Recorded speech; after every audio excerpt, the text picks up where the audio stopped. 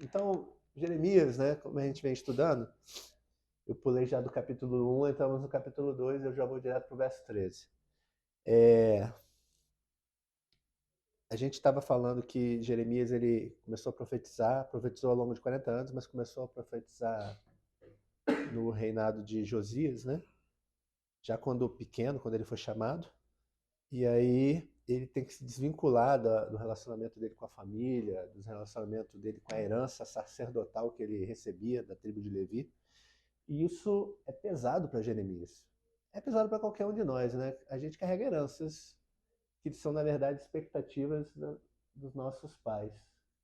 Você pode não ter, no Brasil moderno, você pode não ter essa herança familiar tão forte como você tinha no Brasil mais antigo, ou a gente ainda vê hoje no interior do Nordeste, por exemplo, né? Ah, é da família de fulano de tal, é da família dos Dantas, é da família, entendeu? Do Ciclano, Beltrano, ainda tem essa carga lá de tradição.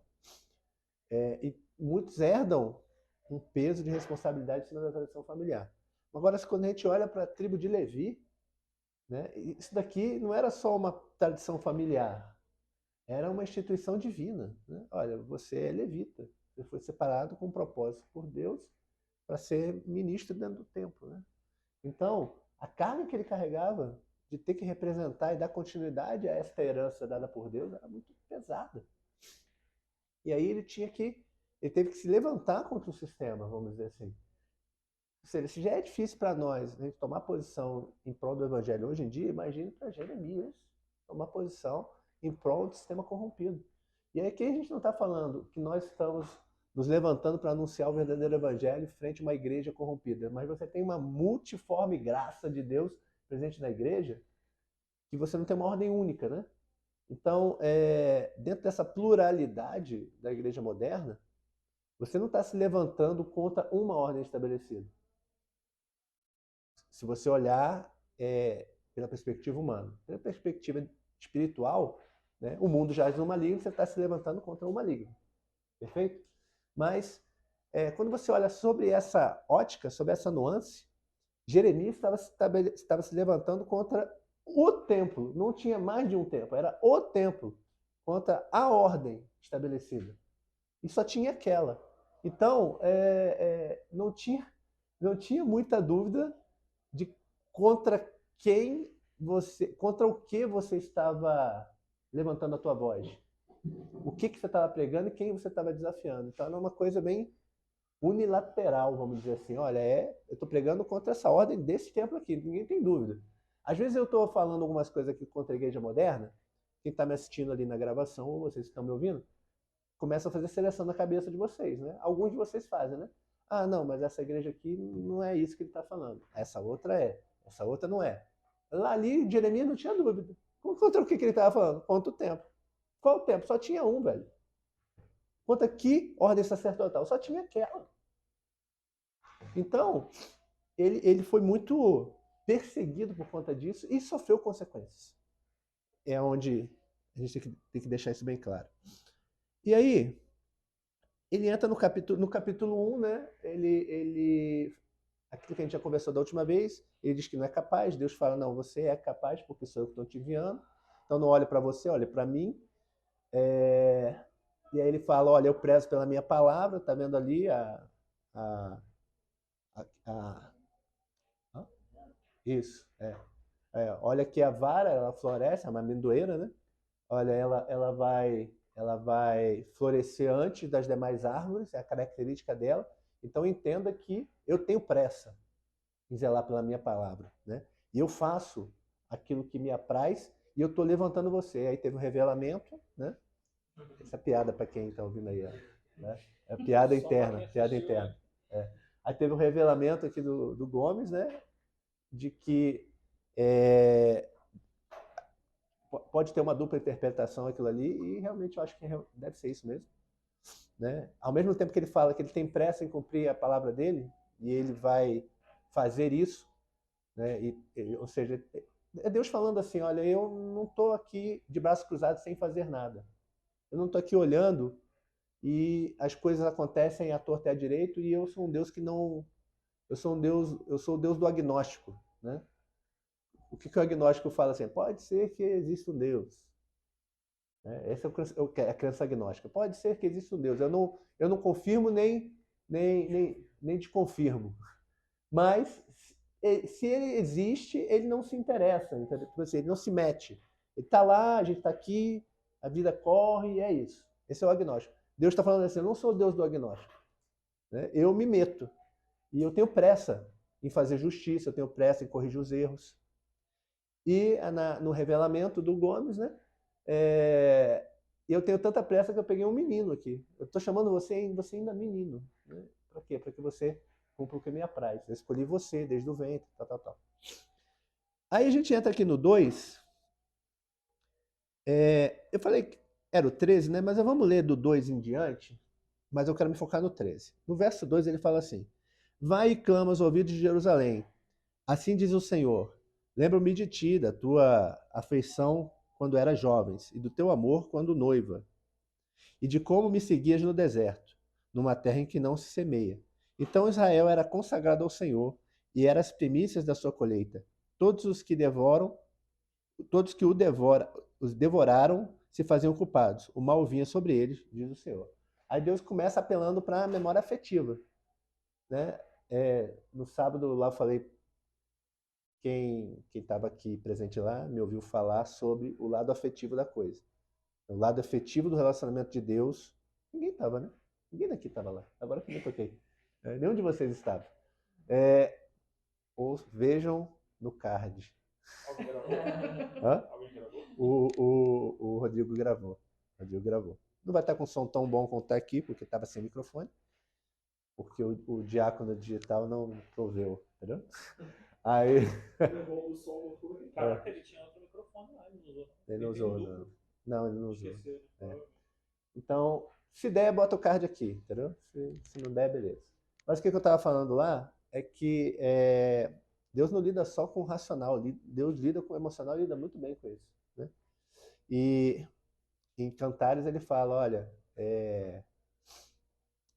eu sou teu e você é meu. Né? E essa questão de você ser de Deus e Deus ser seu só pode ser realmente compreendido se você internalizar isso e se descer pro teu coração. Porque se eu falar assim, olha, cara, Deus é seu. Você entende? Todo mundo aqui entendeu o conceito de que Deus é seu? Entendeu. Agora, você só consegue sentir o peso disso no coração, não é na mente. Quem entendeu, eu tenho certeza que vocês entenderam, mas vocês sentiram isso? Cara, Deus é meu. Você sabe perceber o peso disso? Tem uma carga emocional muito grande, você só consegue discernir isso pelo espírito e tem que descer o coração. Mexe com a tua emoção, teu emocional. E Deus apela para isso aqui, né? Deus apela para isso aqui. Fala, lembra quando você me seguia no deserto? Você é a minha noiva? Ou seja, que a gente andava junto e todo mundo que se levantava contra você, eu livrava você. Você lembra disso? Israel que está desviado. Você lembra disso? Israel rebelde? Ou Israel profana? Ou, como ele usa várias vezes aqui, adúltera, né? Vamos lá para o 7. Eu vos introduzi numa terra fértil, para que comesseis o seu fruto e o seu bem. Mas depois de ter entrado nela, vos contaminastes e da minha herança fizeste abominação. Ele fala assim, olha, a gente passou por tudo aquilo lá no deserto. E aí eu trouxe vocês até aqui, onde eu prometi, e quando vocês entraram aqui, vocês se afastaram de mim. Isso aqui é Deus lidando com a memória e com a emoção do povo. Olha, lembra? Traz ao teu coração isso. Cara, olha só. Vou fazer aqui a mesma coisa que eu fiz no sábado. Procura se lembrar do momento que você mais sofreu na vida, depois que você se converteu. Antes que você tenha se convertido, fará sentido também, mas talvez você não tenha a carga de memória emocional necessária. Mas depois que você converteu, lembra do momento que você mais sofreu. E tenta rememorar se Deus não estava lá com você. E aí você vai entender o que é eu sou dele e ele é meu. Quando ele fala, ele vem saltando sobre os montes. Né? É um noivo vindo em direção à noiva. E aí ele fala, vem, vem, vem. Mais embaixo, a noiva fala, eu sou dele e ele é meu. É a noiva que fala isso. sou dele, ele é meu. Aqui ele está fazendo a mesma coisa. Lembra daquilo? Lembra de tudo que você passou? Lembra quando você tinha sede? Eu te dei de beber. Lembra quando você tinha fome? Eu te dei de comer. E agora eu trago você até aqui e você vira as costas para mim. Aí ele fala, ó, os sacerdotes não disseram, onde está o Senhor? E os que tratavam da lei não me conheceram, os pastores prevaricaram contra mim, os profetas profetizaram por Baal e andaram atrás de coisas de nenhum proveito. Ou seja, eu tenho tanto a me doar por você. Vou usar Cantares novamente. Eu quero ser seu, mas você não me quer. Essa mensagem, ela é não só atual, ela é eterna. Deus nos chama para um relacionamento onde ele fala assim, você lembra onde você estava? Você lembra o que você era? Você lembra como você vivia? Olha de onde eu te tirei para onde eu estou te levando. Para você virar as costas para mim? Para você adulterar? Para você prevaricar? Eu sou seu. Eu sou seu. Mas parece que você não me quer. Basicamente essa é a mensagem. E aí, ele vai no 11 e fala assim, houve alguma nação que trocasse os seus deuses, posto que não eram deuses? Todavia o meu povo trocou a sua glória por aquilo que é de nenhum proveito. Aí ele joga a última cartada, ele fala assim, o ímpio, o idólatra, ele não trocou o Deus dele, você me trocou. Ou seja, o que cria numa mentira não trocou a mentira dele. Continuou fiel à mentira dele. Você trocou a verdade por uma mentira. E aí ele entra no 13, que é onde eu queria, né? Porque 2 males cometeu o meu povo. 2 males cometeu o meu povo. A mim me deixaram um manancial de águas vivas e cavaram cisternas rotas que não retêm as águas. Acaso é Israel escravo ou servo nascido em casa? Porque, pois, veio a ser preso. Aí ele fala assim, olha, depois dele mexer com o emocional deles e trazer à memória aquilo que eles viveram, eles falam assim, vocês deixaram um manancial de águas vivas. O que é um manancial de águas vivas, irmãos? O que é um manancial de águas vivas? Uma nascente. Ou seja, é aquela água que ela está sempre se renovando, sempre pura, sempre fresca, sempre límpida, capaz de fazer o quê? Matar a sede, saciar a necessidade do povo. Fala assim, vocês pegaram isso. Olha só, aqui tem 2 coisas aqui interessantes. Ele fala assim, olha, tem 2 problemas com vocês. Vocês abandonaram o manancial de águas vivas. Isso já seria um problema? Já seria problema. Ou seja, eu fiz tudo aquilo por vocês, vocês viraram as costas para mim. Isso já seria um problema. Mas ele fala, não, vocês têm 2. Vocês não só viraram as costas para mim, mas vocês cavaram cisternas rotas. O que são cisternas rotas? Tem alguma outra versão? Alguém está com alguma outra versão que fala diferente? Hã? Não? Não? Aqui fala na Telegram, fala cisternas rachadas, que Isso. deixam vazar a água da chuva. Isso. Cisternas rotas são cisternas quebradas. O que era uma cisterna?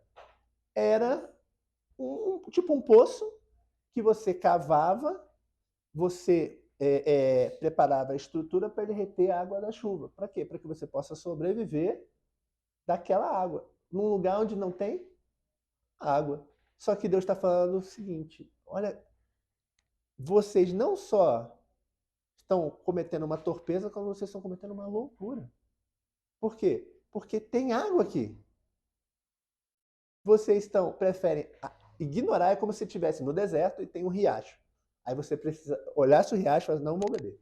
Cava um poço, a hora que chover, eu vou reter essa água para eu beber. E tem uma água ali. Aí ele falou, não, eu não quero essa água, eu quero a água que eu vou colher da chuva aqui. E, mesmo se chover, o que vai acontecer com essa água? Vai escoar, por quê? Porque a cisterna é quebrada. Eu não tenho como explicar melhor para vocês do que a própria Bíblia já explica claramente o que é o esforço humano religioso de tentar fazer alguma coisa.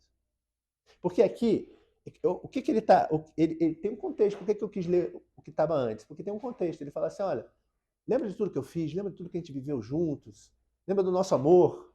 Vamos pegar aqui a analogia de Cantares, né? Lembra do nosso amor? Olha, eu sou teu e você é meu. Lembra de tudo isso? Agora que a gente chegou na câmara nupcial, você adulterou.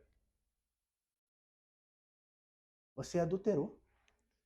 E aí, você não só adulterou. Olha lá, olha o povo lá de fora.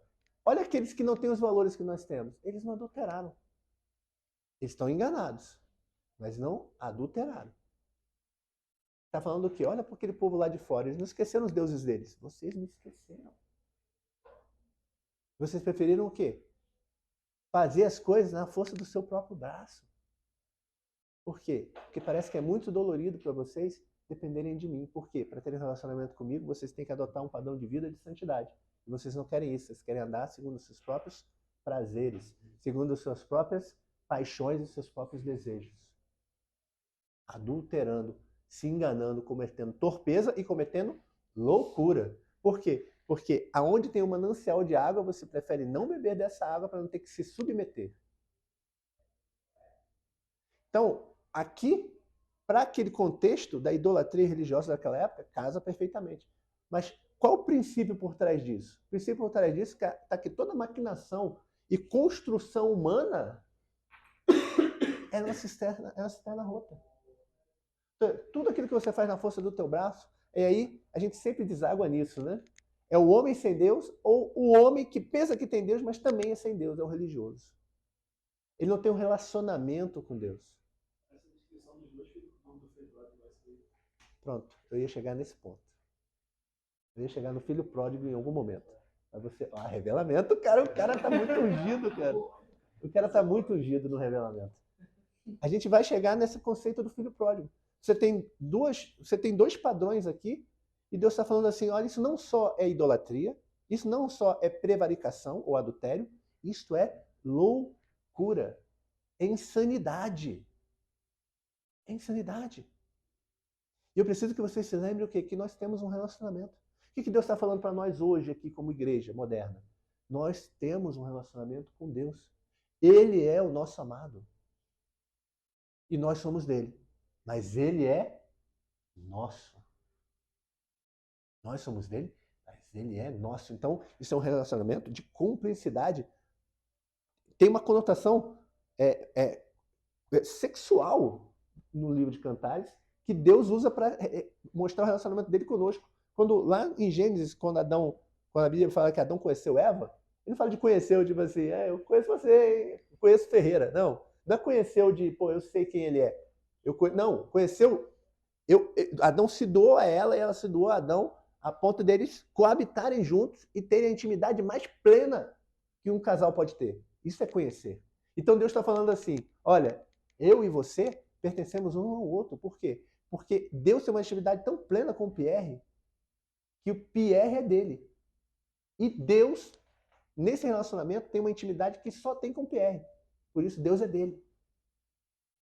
Por isso que eu mandei um áudio lá no grupo depois falando, olha, a gente só consegue entender a dimensão da importância da igreja quando a gente compreende isso. Por quê? Porque o Deus que se relaciona intimamente com o Dantinhas não se relaciona da mesma maneira íntima com o Gomes. Por quê? Porque eles têm a sua própria intimidade. Só que eu só conheço Deus na plenitude quando eu começo a me relacionar com o Dantas. Ou o Dantas começa a se relacionar com o Gomes. Por quê? Porque assim, o Gomes vai me apresentar, por exemplo, uma faceta de Deus que só ele tem. Uma intimidade que só ele vive. E eu vou apresentar a ele uma faceta e uma intimidade que só eu vivo. Esse é o Deus que é meu. E como igreja, Deus vive no meio de nós, através do Espírito Santo.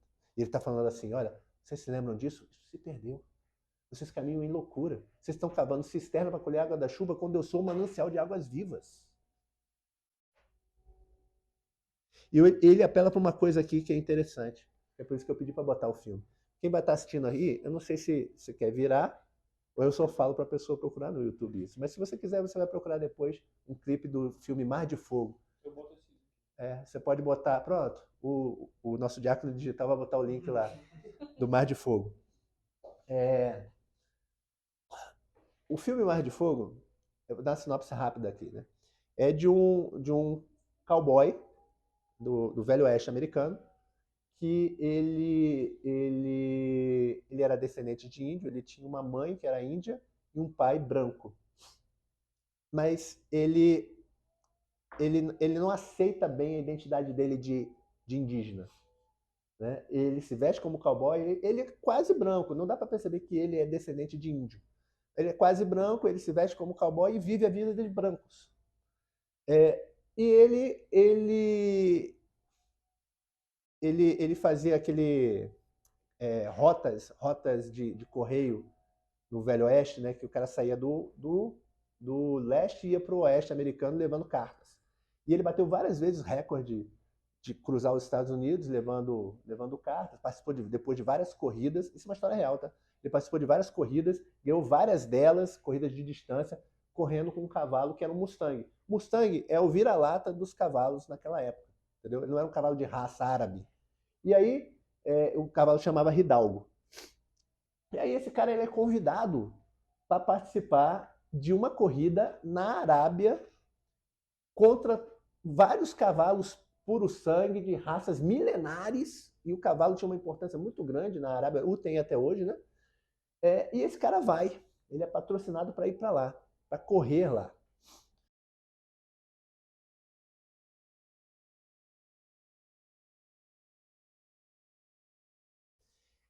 Qual é a questão aqui, pessoal? Tem uma simbologia por trás dessas cenas do filme, né? O cowboy não foi capaz de atravessar o deserto. Quando é que ele conseguiu finalmente finalizar a corrida? Quando ele reconheceu o lado indígena dele. Quando ele reconheceu o que dele? Identidade. Identidade. Consciência de identidade dele representada quando ele deixa para trás o que ali no deserto? Ele deixou o fardo para trás. Ele deixou o quê? A arma, a sela do cavalo. O cavalo, ele pegou. O cavalo é mestiço. Ele também é mestiço. Né? E ele tinha vergonha dessa identidade, ele só conseguiu fazer o cavalo render o que poderia quando ele absorveu essa identidade. O que Deus está apelando aqui em Jeremias 2 para o povo? Reconhecer a identidade. Ele fala, olha, vocês lembram que vocês são meu povo? Ele apela para eles e fala, olha, meu povo, quando ele usa essa expressão, meu povo, né? Ele fala assim, olha, vocês são meus. E aí ele pergunta lá embaixo, fala assim, olha, vocês, porventura, são servos? Ele usa essa expressão, né? Ele fala assim, vocês são, a casa de Israel, escravo ou servo nascido em casa? Se você for lá em Êxodo 4:22, se não me engano, 4:22, ele fala assim, para Moisés, dirás a Faraó, assim diz o Senhor, Israel é meu filho, meu primogênito. Deus está falando assim, olha, vocês são servos, nascidos em casa, ou vocês são servos comprados? Não, vocês são o que, meus? Filhos. Então, se lembrem de quem vocês são. Se lembrem da identidade. Porque enquanto vocês não se apegarem à identidade, vocês nunca vão entender que eu sou seu e você é meu. Enquanto vocês não entenderem a identidade, pessoal, isso é importantíssimo para nós como igreja. Enquanto nós não nos lembrarmos qual é a nossa identidade, nós somos filhos. Eu sou dele e ele é meu. E por que eu falei que eu ia finalizar com o filho pródigo, né? Porque no final do filho pródigo tem toda essa dicotomia, né? Daquele que era filho, mas não sabia que era filho, e do outro que desistiu de ser filho e depois é restaurado como filho. Aí chega no final lá do filho pródigo, é Lucas 15, abre aí Lucas 15. o irmão estava no campo, né? Aí ele fala assim, veio teu irmão. Aí ele, quando ele tá voltando, ele vê barulho de festa, pergunta pro criado, o criado fala, ah, não, o teu irmão voltou, né? E teu pai matou o novilho para ele, tá dando uma festa. Aí ele se indignou e não queria entrar, né? No verso 28. Saindo, porém, o pai procurava conciliá-lo. Mas ele respondeu a seu pai, há tantos anos que te sirvo sem jamais transgredir uma ordem tua, e nunca me deste um cabrito sequer para alegar-me com os meus amigos.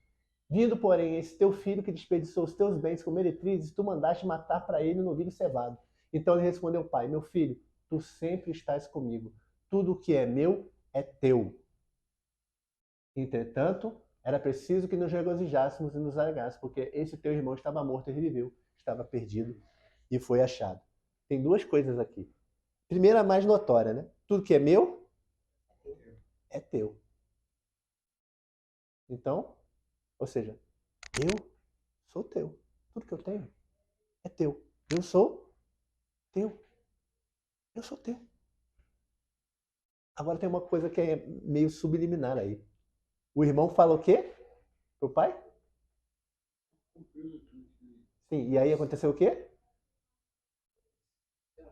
É quando ele se refere ao irmão, ele fala como? Esse teu filho. Ou seja, o que ele não é meu? Ele não é meu irmão. Esse teu filho, aí o pai fala o quê? Lá no verso 32? Porque esse teu irmão. Irmãos, para finalizar isso aqui, né? Falta de reconhecimento de que nós temos irmãos que não sabem que são irmãos ou não têm a consciência da identidade. E aí, qual é a tendência do religioso? Não. Esse teu filho, tipo assim, não é meu irmão. E Deus vem para reconciliar e falar assim, olha, lembre-se que ele é teu irmão. Por quê? Porque para conseguir ter aquele relacionamento que eu falei lá no início da conversa aqui, né? Primeiro, você tem que ter senso de identidade. Segundo, senso de pertencimento, ou seja, tanto que você pertence a Deus e ele pertence a você. E terceiro, você tem irmão. Porque a gente está aqui para o próximo e não para nós mesmos.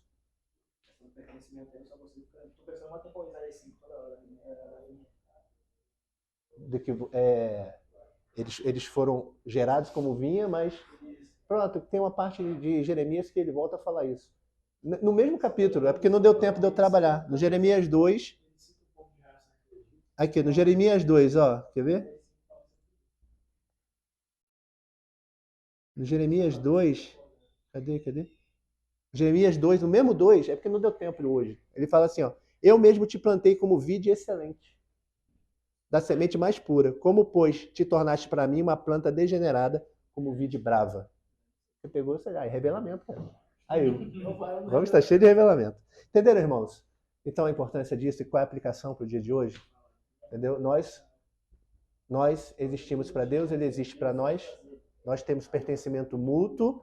Nós temos que entender qual é a nossa identidade. E a nossa identidade de filhos nos faz capaz de amar o outro como irmão, verdadeiramente, e não como um ente à parte do relacionamento conosco. Amém?